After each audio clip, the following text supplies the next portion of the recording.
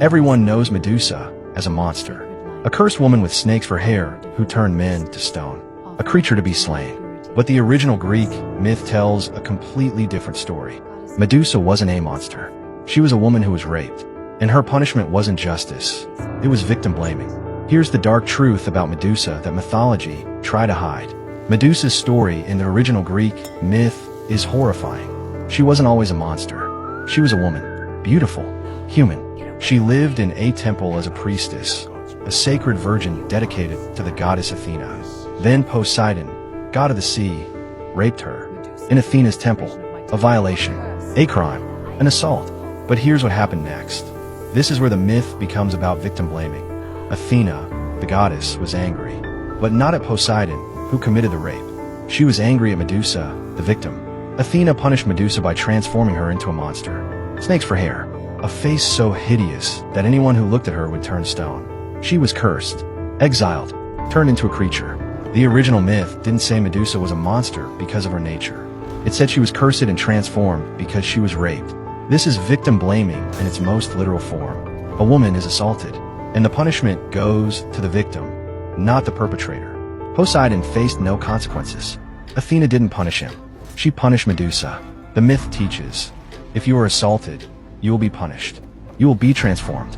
You will be forced into exile. You will become a monster in everyone's eyes.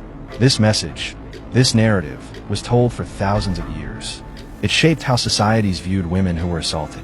It taught that victims were at fault, that women should be ashamed, that victims deserve punishment. The myth also reveals something else. Medusa didn't ask to be a monster. She didn't choose this.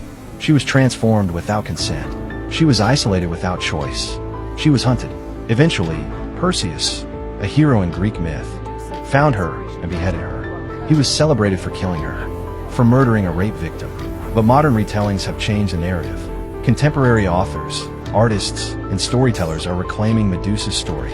They're showing her not as a monster, but as a victim, a survivor, a woman who was wronged by gods and society. Some versions show her as powerful despite her curse. Some show her taking agency. Some show her protecting herself with the very curse meant to isolate her. Some show her as justified in her rage.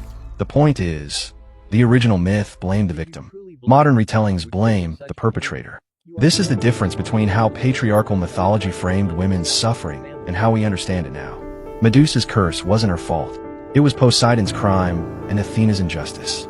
And for thousands of years, she was remembered as a monster instead of a victim. This reveals something important about mythology. Myths are stories told by societies.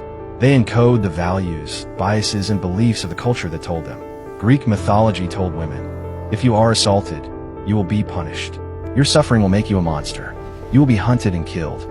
Medusa's story is a reminder that we need to question the narratives we inherit. We need to ask, whose perspective is this told from? Who benefits from this story? Who is blamed? Who is protected? Medusa was never a monster. She was a victim, and the real monsters were the gods and the hero who hunted her. Understanding this changes everything about how we read ancient myths and how we understand the history of victim blaming.